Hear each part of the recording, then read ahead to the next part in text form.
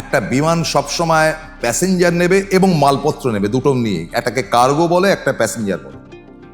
তখনই বিমান আসবে যখন প্যাসেঞ্জার, প্রচুর প্যাসেঞ্জার যাবে কোথায়? এখানে ব্যবসায়ী কোথায় রয়েছে যে এখান থেকে পট করে একটা বিদেশে যাবে? বিদেশে সবাই বেড়াতে যেতে পারে।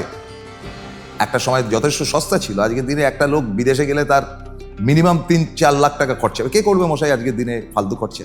ব্যবসায়ীদের বা বড় যারা চাকরি বাকরি করে তার সংখ্যা কত? লেস দ্যান 1%, মানে ফালতু খরচা করার। ওই সিনেমা ফার্টিস্টরাই যাবে। তো এই বাংলাতে বিড়লারা অনেক কাজ করেছিল, মারোয়ারি হতে পারেন তারা।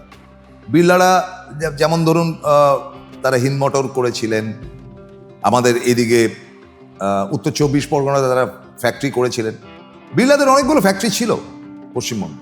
এখন হিন্দ মোটর যখন ছিল তখন জওহরলাল নেহরু বলুন, পরবর্তীতে ইন্দিরা গান্ধী বলুন, তাদের একটা কিন্তু আশীর্বাদ ছিল, কারণ বিড়লারা কংগ্রেস পার্টিটা করেছিল এবং প্রচুর ডোনেশন দিয়েছিল।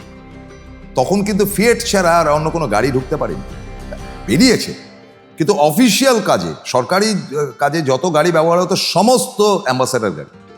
সুবিধাটা পেয়েছে, সার্ভিসটা দিয়েছে। অ্যাম্বাসেডারের মতো বডি কটা গাড়ির আছে।